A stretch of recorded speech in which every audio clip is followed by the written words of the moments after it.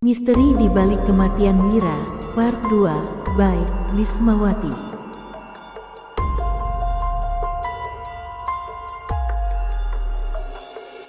Setelah Maira turun dari mobil, dia segera masuk ke dalam kamarnya dan digantikan baju seragam dengan baju santainya. Kamu yang ngaku sendiri perbuatan kamu atau aku yang buat kamu mengaku semua perbuatan kamu itu? Siapa sih kamu sebenarnya? Apa sih yang kamu mau dari aku? Tolong jangan ganggu aku lagi. Maira langsung menghapus semua tulisan yang tertulis di cerminnya. Dia segera menemui mamanya di dapur. Satu persatu anak tangga mulai dia langkahkan kakinya di tangga. Dia melihat selembar kertas yang ada di tangga. Segera diambilnya dan dibaca apa tulisannya. Kejahatanmu takkan abadi. Maira langsung memperlihat tulisan itu kepada mamanya. Ma, kita diteror lagi sama arwahnya Mira, Ma. Benarkan apa kata Mai? Dia mau balas dendam sama kita, Ma. Bawa sini, Mama mau buang ke sampah. Mama enggak percaya yang begituan. Ibu Asih mengambil kertas yang ada di tangan Maira dan dibuang ke sampah. Ibu Asih melihat ada bungkusan terletak di atas tempat sampah. Segera dia membuka dan melihat isi. Ternyata pakaian yang dipakai sama Mira waktu dia pergi ke kebun seminggu yang lalu. Apaan itu, Ma? Pakaian Mira? Siapa yang letak di sini, ha?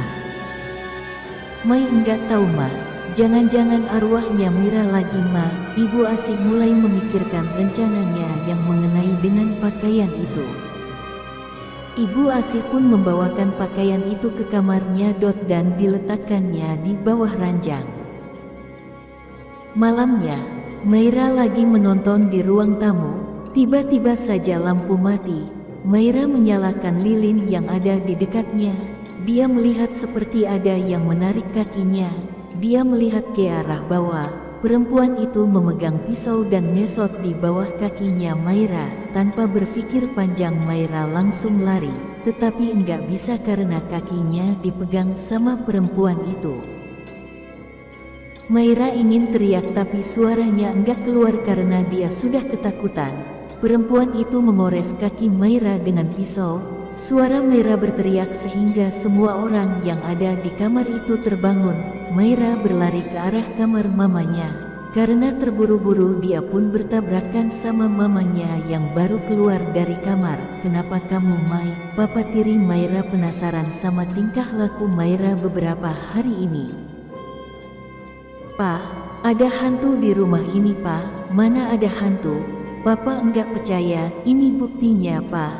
Kaki aku digores dia, Pa. Pak Yanto pun heran dari mana datangnya hantu. Sedangkan dia sudah belasan tahun tinggal di rumah itu tapi enggak pernah melihat keanehan yang terjadi. Pak Yanto tanpa menghiraukan Ibu Asih dan Maira langsung masuk dalam kamar untuk melanjutkan tidurnya. Pagi-pagi sekali Ibu Asih bangun dan dibangunin suaminya cepat-cepat. Mas, bangun Mas. Ada apa sih, Ma? Papa masih ngantuk, Ma. Bangun saja, ada yang mau Mama nunjukin sama Papa. Pak Yanto pun segera bangun dan mandi. Beberapa menit kemudian Pak Yanto menghampiri suaminya di dapur. Ada apa sih, Ma? Tadi bangunin Papa. Ditariknya tangan Pak Yanto ke hadapan kamarnya Dadang. Coba Papa periksa kamar ini, Pa. Mama curiga selama ini sama Dadang, Pa. Pak Yanto enggak menolak ajakan istrinya. Segera diperiksa kamar Dadang. Dan Pak Yanto menemukan bungkusan dalam plastik hitam. Pak Yanto segera membukanya dan melihat isi di dalamnya. Pak Yanto kaget, tubuhnya tersentak dan jatuh di atas kasur milik Dadang, sopirnya itu.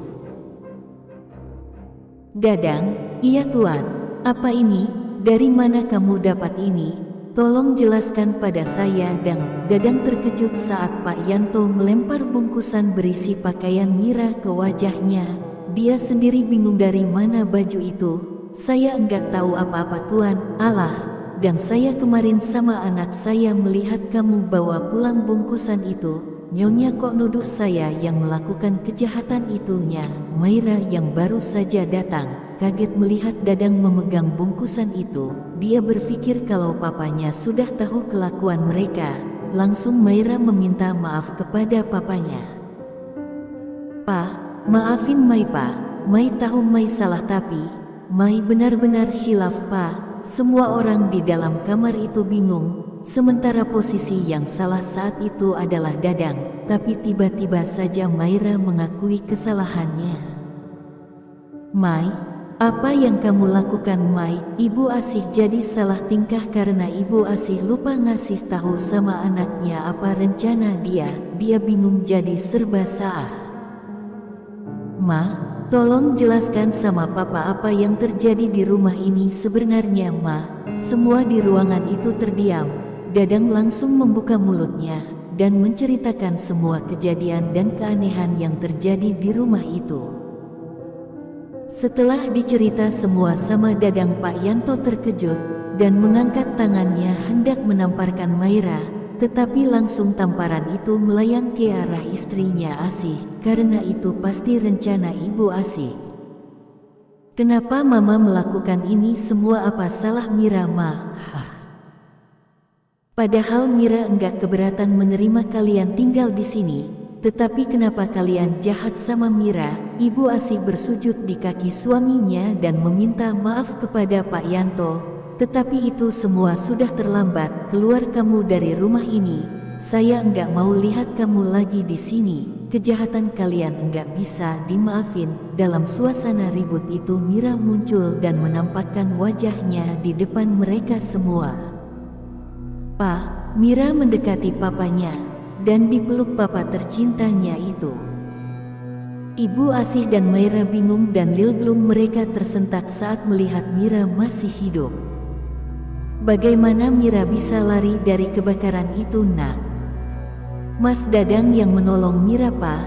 Sebelum kebakaran di jurang terjadi Mira sudah dibantu naik ke atas sama Mas Dadang Pa. Dadang menceritakan semua keanehan yang terjadi selama ini di rumah itu. Ternyata semua itu rekayasa Dadang untuk mengungkapkan pembunuhan Mira. Ternyata benar dugaan Dadang, Maira dan ibunya yang melakukan itu. Ibu Asih dan Maira dimaafkan sama Pak Yanto dan Mira, tetapi mereka tidak dibolehin tinggal di rumah mereka lagi. Hari itu juga Ibu Asih dan Maira pergi dari rumah itu untuk selamanya.